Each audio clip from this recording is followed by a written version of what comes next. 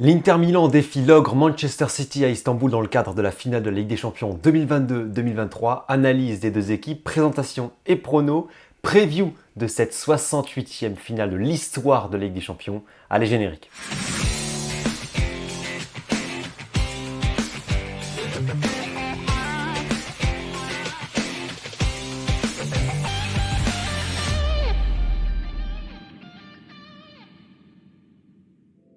Bonjour les amis, c'est Valentin, bienvenue sur l'Arena Foot pour une toute nouvelle vidéo, j'espère que vous allez bien. Et c'est parti pour la troisième finale européenne, après les analyses sur l'Europa League entre la Roma et Séville et la Conference League entre West Ham et la Fiorentina. Il est l'heure de parler de la reine des compétitions européennes, la Ligue des Champions, qui nous offre une finale unique et assez inattendue entre le Manchester City de Guardiola, champion d'Angleterre, en mission, et l'Inter Milan de Simone Inzaghi qui dispute sa première finale de C1 depuis 2010. Alors avant de présenter le contexte, les deux équipes et mon avis, je vous invite pour le soutien à cliquer sur tous ces petits boutons si mon contenu vous plaît, le like, l'abonnement, c'est gratuit, ça booste le référencement, en route pour les 7000 abonnés. Et puis n'hésitez pas à commenter, à débattre en commentaire, comme ça je peux vous connaître ou reconnaître. Allez, prenez de quoi boire et manger, installez-vous confortablement et on est parti. Commençons par le contexte. La 68e finale de Ligue des Champions fait son retour en Turquie, à Istanbul. On parlera d'ailleurs de la Turquie et de la géopolitique footballistique de son président dans quelques jours sur la chaîne. Mais ça y est, c'est pour de bon. On se demandait si la Turquie allait enfin pouvoir accueillir cette finale. Ça fait 3-4 ans qu'elle leur passe sous le nez à cause du Covid, à cause des décisions de l'UEFA. Non, cette fois c'est bon, le stade olympique Atatürk de plus de 70 000 places va de nouveau recevoir la finale Ligue des Champions. De nouveau parce qu'en 2005, ce stade avait été théâtre de la plus grande finale de Ligue des Champions de l'histoire, Liverpool-Milan, le fameux miracle d'Istanbul. C'est donc l'autre club de Milan qui va s'y présenter demain, et une fois encore face à un club anglais. Au niveau de la gestion des supporters, l'UEFA est sur le qui-vive, on se souvient des gros problèmes de transport l'an passé à Paris, donc elle est aux aguets et travaille avec les autorités turques pour éviter l'engorgement total de la capitale turque. Elle a demandé aux deux camps d'arriver assez tôt au stade. On attend tellement de monde entre les médias officiels, invités, VIP, anciens joueurs et bien sûr supporters. Environ 20 000 citizens seront présents dans le stade, 6 000 autres à Manchester dans une sorte de fan zone mise en place par le club. Côté Inter, pareil, environ 20 000 tifosi seront au stade et Meazza sera aussi ouvert à 40 000 tifosi pour suivre la finale sur écran géant. L'occasion de faire un coucou à Gualtiero que vous avez vu hier pour le quiz de fin de saison et qui sera sur place à Meazza. Au niveau des historiques, on a clairement une équipe qui a une histoire européenne beaucoup plus fournie que l'autre et c'est pas le favori sur le papier. L'Inter va disputer sa 11e finale de Coupe d'Europe, sa 6e finale de Ligue des Champions. Elle a déjà connu 3 succès en 1964, 1965 sous la houlette du légendaire Herrera, puis en 2010 sous José Mourinho, l'année du triplé. C'est le dernier club italien à avoir remporté la compétition. Cette année, c'est donc la première finale de C1 depuis 13 ans pour l'Inter. Et puis à côté de ça, il y a également 3 Ligues Europa remportées en 1991, 1994 et 1998. Côté Manchester City, la liste est beaucoup moins fournie puisque ça va être la 3e finale européenne du club, la 2e de Ligue des Champions, après celle perdue en 2021 contre Chelsea. Au niveau du palmarès européen, Manchester City ne possède qu'une C2 remportée en 1970, donc 2 équipes à l'armoire à trophées radicalement opposées. On peut noter en tout cas que les 2 équipes ont perdu leur dernière finale de Coupe d'Europe jouée. Manchester City, on l'a dit, c'était en 2021 contre Chelsea. L'Inter, c'est en 2020 en Ligue Europa contre Séville. Au niveau des confrontations entre les 2 équipes, ce sera la première rencontre officielle entre l'Inter et Man City. Il n'y avait eu alors que des amicaux. C'est donc une finale unique. Un dernier mot sur l'arbitre et les diffuseurs, ce sera bel et bien le Polonais Simon Marciniak qui avait déjà arbitré la finale de la Coupe du Monde 2022. Et la finale sera visible en France en clair sur TF1 et encryptée sur Canal+ et RMC Sport. Coup d'envoi 21h, mais je vous conseille de vous mettre devant le match un peu avant afin de vous saisir de l'atmosphère, des bruits et des tifos. On annonce 2 grosses chorégraphies côté Courva Nord pour l'Inter. Passons désormais à la présentation des 2 équipes, en commençant par celle qui reçoit théoriquement, c'est Manchester City, l'ogre de cette finale.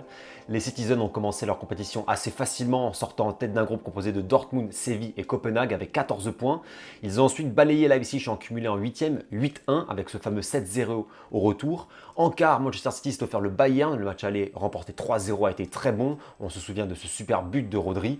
Et en demi-finale, le Real Madrid, tenant du titre, est tombé contre City après un revers historique 4-0 sur la pelouse de l'Etihad au retour, un vrai récital des hommes de Guardiola. Donc un parcours quasi parfait, très souvent en position de force, quasiment pas inquiété par le Bayern ou le Real. Meilleure attaque de la compétition, 8 buts collés à Leipzig, 5 au Real, 4 au Bayern, c'est très très fort. En plus de cela, la saison est tout bonnement historique, puisque City a l'objectif de réaliser le fabuleux triplé Coupe, Championnat, C1. Ils ont gagné la Première Ligue, ils ont gagné la FA Cup, ils ont impressionné collectivement et individuellement. C'est simple, c'est une équipe qui arrive en finale invaincue dans la compétition, qui n'a pas perdu un match et qui n'a connu que 2 défaites, toutes compétitions confondues, depuis le mois de février. Vous connaissez leurs forces, leurs joueurs. On est sur la meilleure équipe d'Europe pour moi dans son aspect global et l'attente de soulever cette C1 est immense pour tout le monde, les fans, les joueurs, Guardiola bien sûr qui attend ça depuis 2011 et la direction, le groupe émirati de Manchester City a consenti des investissements nécessaires pour atteindre cet objectif depuis plusieurs années. Ils ont failli lors de leur première opportunité en 2021, ils ont une deuxième chance demain soir. Côté Inter maintenant, on est sur un parcours qui a été plus tangible mais qui a démarré sur les chapeaux de roue. L'Inter est sorti deuxième d'un groupe très compliqué, derrière le Bayern mais devant le Barça, en prenant 4 points sur 6 contre les Catalans. Ils ont réussi à faire déjà ce bel exploit et souvenez-vous, au moment du tirage, personne ne voyait l'Inter capable d'aller chercher une finale de Ligue des Champions. Peu de monde déjà les voyait sortir du groupe, c'est dire. En 8e, l'Inter a sorti Porto 1-0 en cumulé en tenant en retour l'avantage de l'aller. Ils ont été tactiquement excellents. Ils ont ensuite parfaitement muselé un autre club portugais en quart, Benfica, 5-3 en cumulé qui n'a quasiment pas existé sur les 2 matchs. Et puis en demi-finale, l'Inter a dompté son rival historique, l'AC Milan, dans un derby della Madonnina. Dans l'ensemble à sens unique sur les 2 matchs, 3-0 en cumulé. Une qualification en finale méritée pour l'Inter sur cette phase finale tant ils ont été efficaces, complet, bon tactiquement, solide. Ils ont produit des vrais matchs de Coupe d'Europe. Et à ceux qui disent qu'ils ont eu de la chance au tirage, il fallait les sortir, ces équipes portugaises, qui ont posé énormément de problèmes à d'autres équipes. Prenons l'exemple du PSG de Galtier, qui sur les premiers mois de compétition était convaincant. Ils sont sortis d'un groupe vraiment délicat aussi, il fallait le faire. Vraiment, Inzaghi a su insuffler à son groupe une vraie rigueur tactique, ils ont bien fait les choses, ils ont été rigoureux et justes. C'est ce qu'on demande dans ce genre de match à enjeu. En tout cas, je pense que peu de tifosi interistes s'attendaient à voir leur équipe accrocher une finale de C1. On l'a dit, la première depuis 13 ans, après tant d'années de galère, de banterera comme on dit. On se souvient de l'Inter des années 2013-2016, ces années de trou d'air où l'Inter ressemblait à ça, ridicule en Serie A et en Europe. Voilà une finale qui récompense le redressement Nerazzurro, qui n'est pas parfait notamment financièrement, mais sur le plan sportif, les résultats sont nets. Rappelons que l'Inter a stoppé la série de titres de la Juve en 2021 et que cette année, la troupe d'Inzaghi a déjà glané la Super Coupe d'Italie et la Coupe d'Italie. Eux aussi peuvent gagner un 3e trophée de la saison, le plus prestigieux de tous. Ça n'a pas été une saison parfaite quand même, avec beaucoup de défaites en Serie A et des points perdus, mais il y a une finale de C1 et une place déjà assurée l'an prochain dans cette compétition. Alors quel serait mon avis sur cette finale et mon prono? Quand tu es un mec de l'Inter et que tu fais le point sur ce qui t'attend, tu peux avoir peur.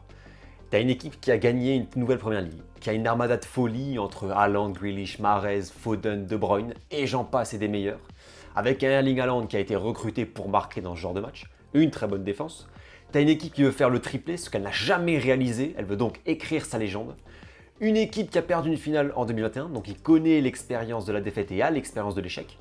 Guardiola sur le banc, la meilleure attaque de la compétition qui a explosé le Real et le Bayern. Si tu fais l'addition de tout ça, très honnêtement, tu as la tête qui tourne un peu. Néanmoins, je pense que l'Inter a les armes pour faire mal à cette équipe de City sur cette finale. D'abord, c'est un match sec, beaucoup l'oublient, mais là c'est une finale et tout peut se produire. L'Inter peut en prendre 4, mais ils peuvent gagner aussi. J'aurais pas donné cher de la peau de cette équipe interiste sur une double confrontation, mais sur un match, le football nous réserve parfois des scénarios de fou, et à Istanbul, vous savez qu'on a été servi. Deuxièmement, tactiquement, l'Inter est vraiment une des pires équipes pour City. Inzaghi a bâti cette saison en Europe avec un collectif super solide, avec un milieu de terrain qui a super performé, avec des défenseurs aussi qui ont ultra performé. Je pense par exemple à Acerbi, qui a fait une saison assez exceptionnelle, j'avoue ne pas l'avoir vu venir celle-là. Il y a cette discipline et cette intelligence tactique qui peuvent faire des jouets, et mine de rien, ils arrivent en finale avec des joueurs en forme. Lautaro post-Coupe du Monde, c'est du haut niveau. Le milieu avec Barella, Mkhitaryan et Çalhanoğlu aussi. Lukaku revient bien. Il y a de la confiance également dans leur rang. Et le dernier point qui peut jouer pour l'Inter, c'est que la pression, elle sera clairement pas sur leurs épaules. Di Marco l'a bien résumé en une phrase, je le cite, « Pour eux, cette finale, c'est une obsession. Pour nous, c'est un rêve. » C'est exactement la physionomie avant ce match. Manchester City doit gagner cette finale. Et cette pression environnante, elle peut peser, elle peut faire trembler. C'est un indicateur à ne pas laisser de côté. Surtout que Manchester City, surtout celui de Guardiola, ces dernières années en Ligue des Champions, ils ont eu des grosses pannes, des moments de blackout. Souvenons-nous de Chelsea, de Lyon, de Monaco, du Real l'an passé. Guardiola a eu sa part de responsabilité dans ces échecs. Il faudra pour le club s'appuyer sur ses erreurs pour tenter de gagner. Maintenant, même si l'Inter devra jouer crânement sa chance et aura des opportunités, ça j'en suis sûr, si Manchester City réalise la même performance du match retour contre le Real, je ne vois pas l'Inter capable de résister. Et la vérité, c'est que cette finale, si l'Inter veut la gagner, il faudra déjà un très très grand Inter, mais il faudra aussi un petit Manchester City, en tout cas une équipe qui ne sera pas dans son meilleur jour. Je vois quand même une équipe nettement supérieure et je crois vraiment que Guardiola et ses hommes sont investis dans une mission légendaire. Dites-vous qu'ils peuvent devenir la meilleure équipe de l'histoire du club, écrire 2023 en chiffre d'or dans l'histoire des Sky Blues. C'est la raison pour laquelle je partirai sur une victoire de City, avec toute la douleur 2021 et des échecs passés qui aident pour gagner ce match, un peu d'expérience. Et mon score serait de 2-0, City qui ouvre le score en première mi-temps, l'Inter qui pousse pour égaliser, et City qui en marque un second dans les 10 dernières minutes en contre. Je verrais bien un scénario un peu comme ça. Maintenant, ça n'engage que moi, c'est totalement personnel et c'est pas du tout indicatif puisque j'avais dit que la Fiorentina et la Roma gagneraient leur finale. Donc bon, ce prono, c'est peut-être un bon signe pour l'Inter au final. En tout cas, partagez-moi votre avis, votre ressenti et vos pronos en commentaire. Je me ferai un plaisir de vous lire et de débattre. Voilà les amis, c'est la fin de cette vidéo, j'espère qu'elle vous a plu. Si c'est le cas, n'hésitez pas à liker et à vous abonner. Si vous découvrez le contenu, ça me donne beaucoup de force. Vraiment, c'est un soutien précieux. Nouvelle vidéo très prochainement donc sur la géopolitique du football. Et instant promo, j'en profite pour vous conseiller d'aller voir la rediffusion du live l'Arena Quiz réalisé hier soir pour celles et ceux qui l'auraient loupé sur le foot européen 2022-2023. On a bien rigolé avec la team et les abonnés, c'était top. Je vous mets le lien en description ou en haut à droite si vous voulez visionner cela, même en mode podcast ou en fond sonore, ça passe très très bien. C'est tout pour moi, passez une belle soirée, un bon week-end, bonne finale à toutes et à tous et profitez des vôtres. Ciao ciao.